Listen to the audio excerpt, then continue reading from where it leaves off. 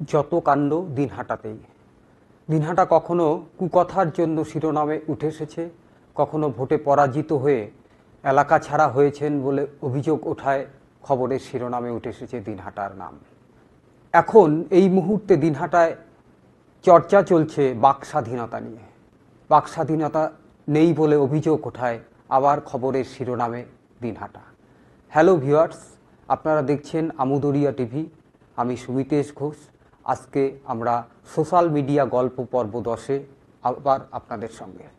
আমি প্রথমেই যে প্রসঙ্গে আসব, সামাজিক মাধ্যমে একজন লিখেছেন, আমার ফেসবুক ফ্রেন্ড সৌমেন্দ্র সিংহ রায়। তিনি সামাজিক মাধ্যমে বেশ কিছু তথ্য তুলে ধরে লিখেছেন, দিনহাটা নাকি আফগানিস্তান হয়ে গেছে। যদিও আফগানিস্তানের অবস্থা এখন অনেকটাই ভালো, আপনারা সদ্য খবরগুলো যদি লক্ষ্য করে থাকেন। তবু কেন লিখলেন সোমেনবাবু এই প্রসঙ্গ, সেই প্রসঙ্গই আমরা তুলে ধরব।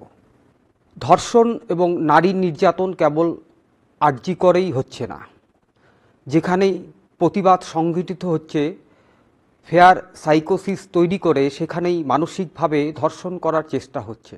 দিনহাটা এখন ধীরে ধীরে আফগানিস্তান হয়ে উঠেছে। যার পোস্ট শেয়ার করে এই কথাটা লিখেছেন, তাকে হাইট দেওয়া হয়েছে পোস্টটিতে।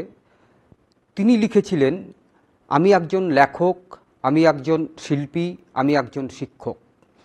আমি আমার গন্তব্যে যাচ্ছিলাম দিনহাটা মেন রোড ধরে।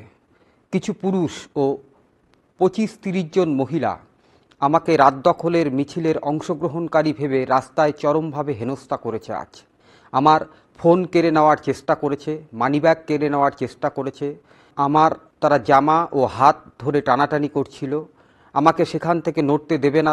তারা কারা? আমি তাদের আক্রমণের শিকারই বা কেন হলাম? এমনকি তারা এমনভাবে আমাকে ভিডিও করছিল যেন আমি ধর্ষণটা করেছি। তাছাড়া রাত দখলের মিছিলে যাওয়াটা কি অন্যায়? ওদের বিরুদ্ধে থানায় ডায়েরি করতে যেতেও সাহস পাইনি। আমাকে ছিনতাইয়ের মিথ্যা কেসে ফাঁসানোর হুমকিও দিয়েছে। একজন লেখক, একজন শিক্ষককে হেনস্থা হতে হয়, তাহলে সাধারণ মেয়েদের অবস্থা কোথায়? এ কোন দিনহাটা? ঠিক একইভাবে সামাজিক মাধ্যমে এক ছাত্রীর ভিডিও প্রকাশ পেয়েছে। সেই সামাজিক মাধ্যমে হোয়াটসঅ্যাপে সেই ভিডিও চালাচালি করা হচ্ছে। সেই ছাত্রী, তিনি কিন্তু উল্লেখ করেছেন যে দিনহাটায় বাক স্বাধীনতা নেই। কেন? তাদের আরজি করের ঘটনার প্রতিবাদে মিছিল করার কথা ছিল, কিন্তু সেই মিছিল তাদের তো করতে দেওয়াই হয়নি। নানান অশালীনভাবে তাদের গালাগাল দেওয়া হয় এবং বিভিন্নভাবে হেনস্থার শিকার হতে হয় বলে অভিযোগ করেছেন মেয়েটি। সেই মেয়েটির ভিডিও আপনাদের আমরা অবশ্যই দেখাবো। আমাদের দিনহাটা শহরে নিজস্ব মত প্রকাশের কোনো স্থান নেই, কারো কোনো বাক স্বাধীনতা নেই। আপনারা সকলেই জানেন, 14ই আগস্ট মেয়েদের রাত দখলের পর, সেই দিনের পর আমরা পরবর্তীতে আর একদিন 19শে আগস্ট আমরা একটি মিছিল বের করি, সেটা মেয়েদের রাত দখলের, দিনহাটার মেয়েদের রাত দখলের, এবং মেয়েরা স্বতঃস্ফূর্তভাবে যোগদান করে।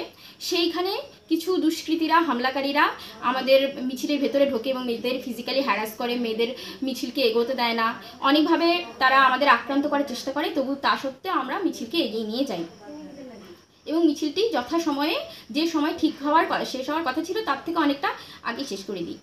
পরে আজকে আবার 28শে আগস্ট আমরা আমাদের কর্মসূচি ঘোষণা করি।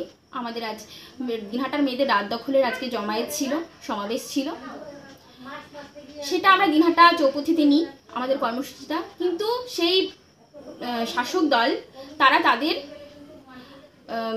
আধ ঘন্টা আগে, সেই 4টে বাজার আধ ঘন্টা আগে তারা তাদের একটি কর্মসূচিকে ঘোষণা করে এবং দিনহাটা চৌপথিকে ঘেরাও করে রাখে। এটা জানার পর আমরা হেমন্ত বসু কর্নারে আসি সকলে মিলে, এবং হেমন্ত বসু কর্নারে আমরা আমাদের জমায়েত করার চেষ্টা করি। কিন্তু সেইখানে, সেই মুহূর্তে আমাদের জমায়েত শুরু হয়নি, তখনও আমাদের একটা স্লোগানও আমরা তুলিনি, বা তখনও আমরা কিছুই বলিনি, কিছুই শুরু করিনি। সেই মুহূর্তে একদল দুষ্কৃতী আসে এবং মোটামুটি 50 জনের বেশি দুষ্কৃতী ছিল, এবং তারা সেখানে এসে চিৎকার করতে শুরু করে এবং আমাদের বারবার হুমকি দেওয়া হয় যে তোমরা যদি এখানে কোনো রকম কোনো স্লোগান তুললো বা কোনো জমায়েত করো, তাহলে আমাদের দেখে নেওয়া হবে পরবর্তীতে, এরকম বলা হয়। আমরা তা সত্ত্বেও সেখান থেকে আমরা কিছুক্ষণ অপেক্ষা করি, কিন্তু এখানে অনেক পুলিশরা ছিল, তারা আমাদের কাছে বারবার বলতে থাকে সেখান থেকে সরে যাওয়ার জন্য। আমরা মেয়েদের নিয়ে ও ঘুরপথে এগিয়ে আসি এবং আমাদের পিছনে পিছনে সেই পুলিশরাও আসে এবং পুলিশরা ছিল সেখানে, কিন্তু পুলিশরা আমরা দেখতে পাই যে তারা পুলিশরা সেই দুষ্কৃতীদের সাহায্য করছে, আমাদের কোনো সাহায্য করে না, দুষ্কৃতীদের আগলে রাখার চেষ্টা করছে। এবং আমরা কিছু মেয়ে প্রচণ্ড আনসেফ ফিল করি প্রত্যেকে। সেখান থেকে আমরা রাস্তায় চলে আসি এবং রাস্তায় এসে কিছু মেয়ে 20-25 জন মেয়ে মিলে উই ওয়ান্ট জাস্টিস বলতে থাকি, কিন্তু তা সত্ত্বেও সেখানকার কয়েকজন আমাদের মারতে উদ্যত হয় এবং ভীষণ বাজে ভাষায় আমাদের গালাগালি করা হয়, ভীষণ বাজে বাজে হুমকি দেওয়া হয়। আমরা সেখান থেকে চলে আসি।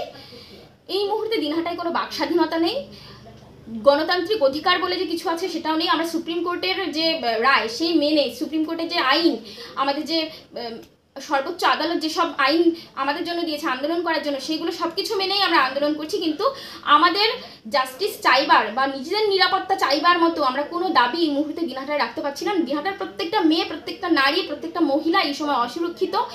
আমাদের দিনহাটায় কোনো নিরাপত্তা নেই এবং আমাদের বারবার বলা হয় যে আমাদের মিছিলকে বারবার রাজনৈতিক বলে দাগানো হচ্ছে। আমরা জানি না এরপরে আমরা আমাদের কর্মসূচি আবার হয়তো গ্রহণ করব, কিন্তু আমরা জানি আমাদের পরবর্তী কর্মসূচিতেও হয়তো আমাদের বাধা দেওয়ার চেষ্টা করা হবে, বারবার আমাদের বাধা দেওয়ার চেষ্টা করা হচ্ছে। এই সময় আমাদের সকলের গণতান্ত্রিক যে আমাদের অধিকার আছে সেটা একেবারেই আমাদের গণতান্ত্রিক অধিকার আমরা কোনোভাবেই প্রয়োগ করতে পারছি না, বা আমাদের কোনো গণতান্ত্রিক অধিকার নেই, বাক স্বাধীনতা নেই। দিনহাটাকে সুরক্ষিত করতে এবং দিনহাটার মেয়েদের নিরাপত্তার খাতিরে সকলে এগিয়ে আসুন, আমাদের সাহায্য করুন। এর পাশাপাশি দিনহাটার বাইরে, তবে কুচবিহারের বাইরে নয়, কুচবিহার মাথাভাঙা 2 নম্বর ব্লকে প্রেমের ডাঙ্গায় একটা স্কুলে শিক্ষক ছাত্রছাত্রী মিলে আরজিকরের ঘটনার প্রতিবাদ করায় সেখানে শিক্ষকদের হেনস্থা করা হয়েছে বলে অভিযোগ উঠেছে। আমরা আজকে এখানেই রাখছি, পরবর্তীতে আবার কখনো দেখা হবে। ততদিন ভালো থাকবেন, সুস্থ থাকবেন। নমস্কার।